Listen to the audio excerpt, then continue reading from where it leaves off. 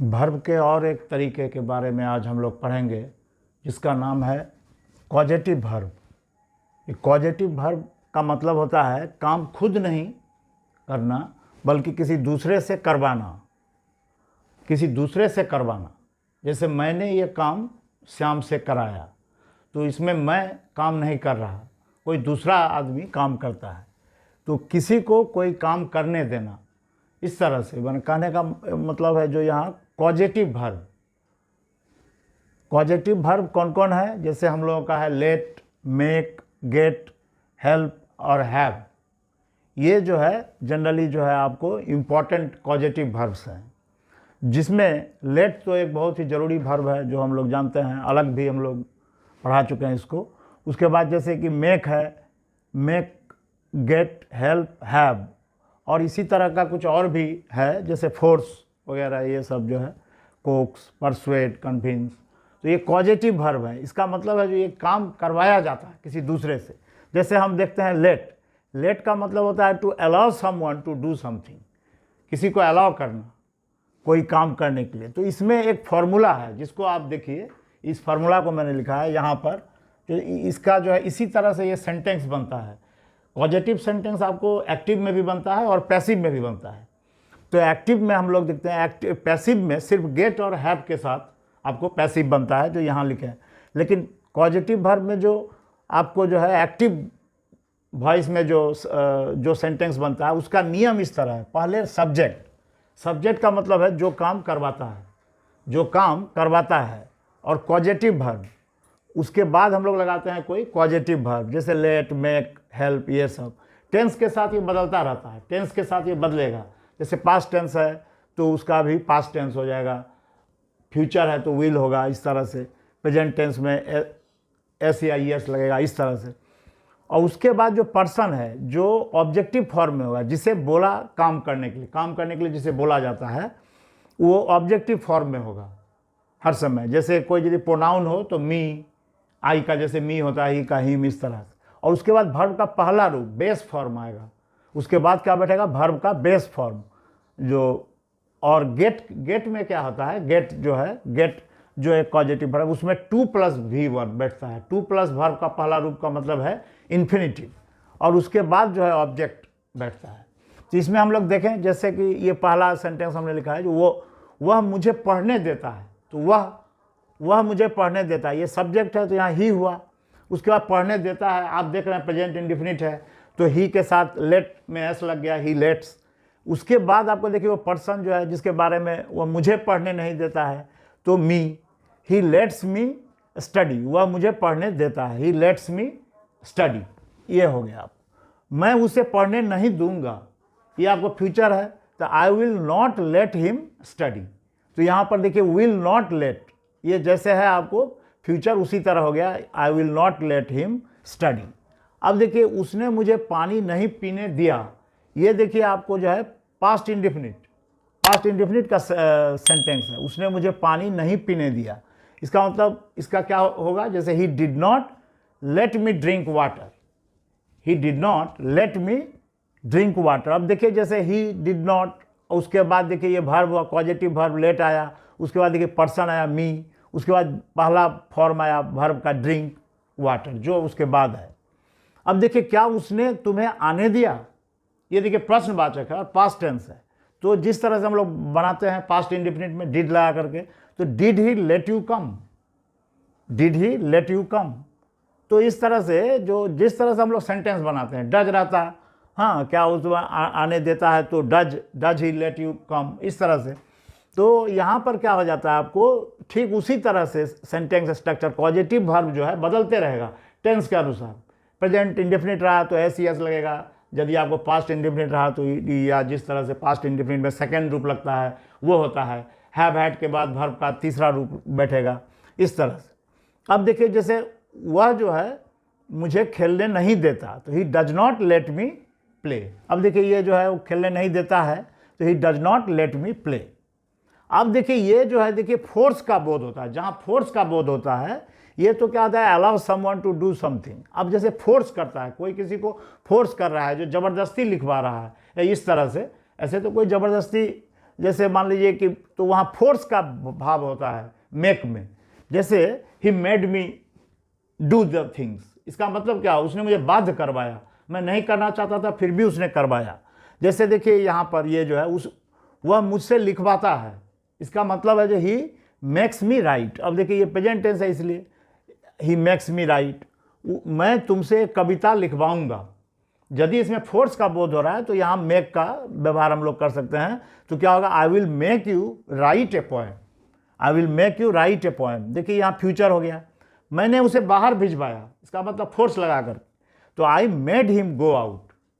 यहाँ मेक का मेड हो गया, आपको बाहर भिजवाया, पास्ट इंडेफिनिट है, तो I made him go out.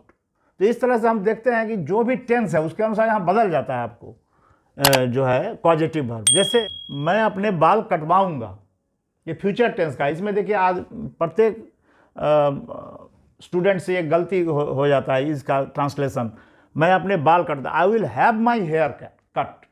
इस तरह के सेंटेंस में हैव या इस तरह होता है, I will have my hair cut, ये होता है जो मैं अपने बाल कटवाऊंगा, तो दूसरा कोई काटेगा ना बार बार, तो इसलिए यहाँ पर हम लोग को बोलना पड़ेगा I will have my hair cut. अब देखिए जैसे I got him to sign the papers, get का गॉट हो गया, उसमें कन्विंस का बोध होता है गेट, जैसे किसी को कुछ बोल करके तो कन्विंस करा करके हम लोग करते हैं, जैसे उसको कन्विंस कराते हैं, मैंने उसको हम लोग राजी कराते हैं, तो I got him to sign the papers. तो यहाँ पर देखिए I got him to sign हो गया, ये देखिए ये एक मार्क करने वाली बात है। यहाँ पर देखिए हम लोग क्या देते थे, जैसे I made him go out या ही लेट्स मी स्टडी, यहाँ देखिए बेयर इन्फिनिटिव का व्यवहार होता है लेट के साथ, तो बेयर इन्फिनिटिव नहीं, यहाँ पर डायरेक्ट इन्फिनिटिव का व्यवहार होगा, टू प्लस वर्ब का पहला रूप। तो आई गॉट, गेट के साथ ही ऐसा होता है, सिर्फ गेट के साथ, तो I got him to sign the papers. अब देखिए जैसे मैंने उसे हेल्प किया इस ऐसे को लिखने के लिए, तो आई हेल्प्ड हिम राइट द ऐसे।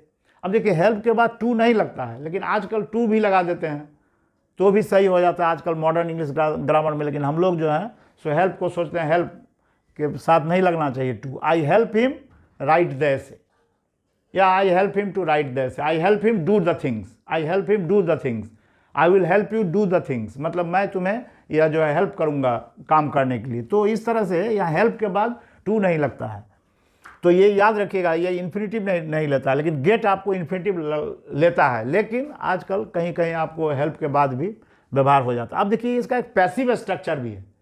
पैसिव स्ट्रक्चर में क्या होता है, जैसे सब्जेक्ट होगा, और पैसिव स्ट्रक्चर सिर्फ इसी का होता है, गेट और हैव, इसी का पैसिव स्ट्रक्चर होता है। गेट या हैव होता है सब्जेक्ट के बाद, उसके बाद कोई थिंग होगा, कोई चीज़ या कोई वस्तु या इस तरह का, यहाँ पर आपको उसके बाद वर्ब का तीसरा रूप लगेगा, ये मार्क करने वाली बात है। यहाँ पर जो है जैसे मान लीजिए कि यहाँ पर क्या था, जैसे ही गॉट ए लेटर, तो यहाँ थिंग है इस तरह से, उसके बाद देखिए रिटन, तो ये भी वर्ब का तीसरा रूप बैठेगा। तो ये जो है पैसिव वॉइस में हम लोग जानते हैं हर समय वर्ब का तीसरा रूप बैठता है। तो बाय पर्सन, उसके बाद जो पर्सन होगा वो, और जहाँ पर पर्सन नहीं लगाने का वहाँ नहीं लगाइए। जैसे उसने मुझसे एक पत्र लिखवाया, उसने मुझसे एक पत्र लिखवाया, तो ही गॉट या ही हैड ए लेटर। अब देखिए यहाँ पर ही हैड या गॉट, हैव या गेट या हैव दोनों हो सकता है, लिखवाया है यहाँ, तो ये क्या है आपको पास्ट इंडेफिनिट, तो ही गॉट हुआ या हैड होगा, ही गॉट ए लेटर। अब देखिए यहाँ पर क्या हुआ, लेटर है तो रिटन हुआ, वर्ब का तीसरा रूप रिटन, उसके बाद बाय पर्सन, बाय मी, तो ये पैसिव वॉइस का सेंटेंस हुआ, he got a letter written by me.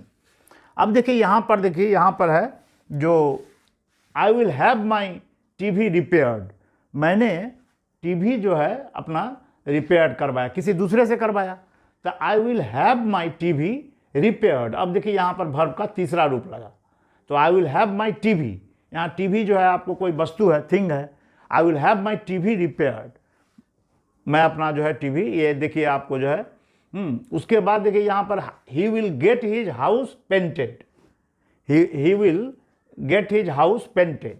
अब देखिए यहाँ he got his car washed, उसने अपना कार को जो है वॉश करवाया, किसी दूसरे से करवाया होगा पैसिव वॉइस में, लेकिन यहाँ पर हम लोग बाई जो है नहीं भी देते हैं, तो he got his car washed. अब देखिए यहाँ पर ही गॉट, गेट के मतलब गॉट हो गया, उसके बाद कोई चीज़ है, वस्तु है, हिज कार, अब जो है वर्ब का तीसरा रूप लगा वाश्ड, वॉश्ड बाय समवन, जो होगा वहाँ से वॉश कराया होगा, या नहीं भी उसको हम लोग नहीं भी दे सकते हैं। सबसे देखिए, Ram had his car driven by me, Ram had his car driven by me. तो यहाँ देखिए, यहाँ पर राम जैसे सब्जेक्ट हो गया, जो करवाता है जो करवा रहा है, Ram had his car driven by me. तो हैड देखिए यहाँ पर हो गया वर्ब का तीसरा रूप आ गया, हिज कार थिंग है, तो उसके बाद ड्रिवन वर्ब का तीसरा रूप हो गया, और उसके बाद आपको हो गया बाय मी, और क्या हो गया यहाँ पर बाय मी।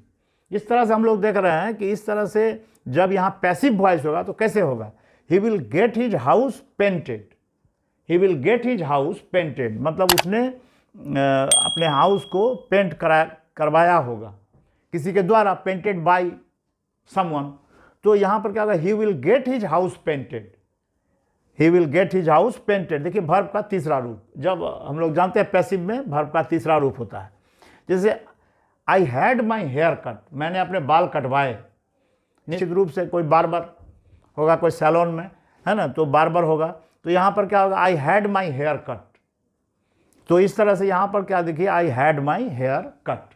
तो इस तरह से बाई यहाँ पर जो है नहीं भी देने पर काम चलेगा, I had my hair cut, मैंने अपने बाल कटवाए, किससे, तो नहीं से।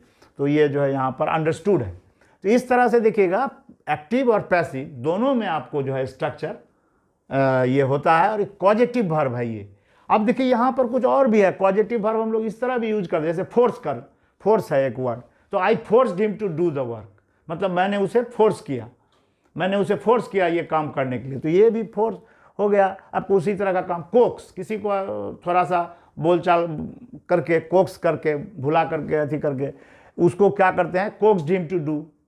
इस तरह जैसे परसुएड, किसी को मना करके, है ना, जैसे मान लीजिए कि he persuaded him to do the work, he persuaded him to go there, उसने परसुएड किया उसको वहाँ जाने के लिए। कन्विंस भी होता है, जैसे I convinced him to do the things, I convinced him to do the things. तो इस तरह से क्या होता है, ये सब भी एक तरह से कॉजेटिव हैं, लेकिन मेन कॉजेटिव आपको उसमें भी मेक ज़्यादातर आपको जो है सो सभी में यूज कर देता है आजकल, मेक, और इसका जो है इसमें, और हेल्प, हैव, ये सब जिस तरह से हम लोग यूज किए इसी तरह से। लेट तो हम लोग जानते हैं कि किस तरह से, लेट जो है अपना भी एक वर्ब है, लेट होता है।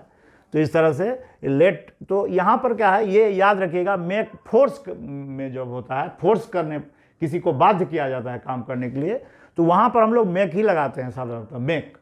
I made him do the work, इसका मतलब यहाँ फोर्स का बोध हो रहा है, जो I forced him to do, माने ही did not want to do the things, लेकिन फिर भी I forced him to do. इस तरह से हम देखते हैं, इस तरह से। और ये नियम याद रखिएगा, जैसे बताए, ये नियम जो है आप याद रखिएगा। यहाँ पर ये एक्टिव का नियम, subject, causative verb, person, objective form में वर्ब का फर्स्ट रूप और उसके बाद वर्ब। और पैसिव में क्या आता है, सब्जेक्ट, गेट और हैव का ही बनता है, ये याद रखिएगा। थिंग, कोई थिंग होगा, उसके बाद आपको वर्ब का तीसरा रूप बाय पर्सन, कोई पर्सन द्वारा, या नहीं भी अंडरस्टूड भी रह सकता है।